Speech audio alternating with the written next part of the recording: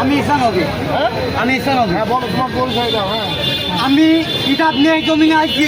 আমি ঈসানবী, আমি কিতাব নিয়ে এই জমিনে আইছি। এই উদ্ভট দাবি এক ঝালমুড়ি বিক্রেতার।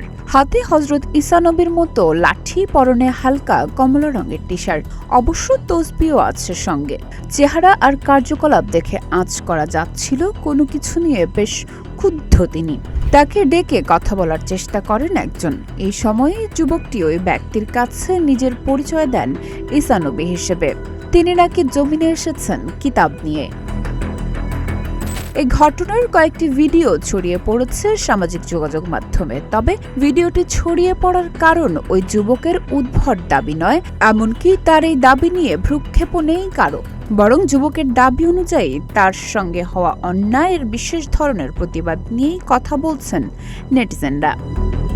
স্থানীয়রা জানান, ঘটনাটি ঝিনাইদহ শহরের এইএসএস সড়কের।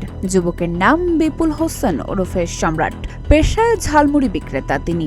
সোমবার রাতে এইএসএস সড়কে ঝালমুড়ি বিক্রির সময় তাকে বাধা দেন আল আমিন নামের এক ব্যবসায়ী। তার প্রতিবাদে মাঝ সড়কে উল্টে দেন নিজের ঝালমুড়ির ভ্যান। চিৎকার করে ক্ষোভ ঝাড়তে থাকেন। তখনই তাকে ডেকে নেন দোকান মালিক সমিতির এক নেতা।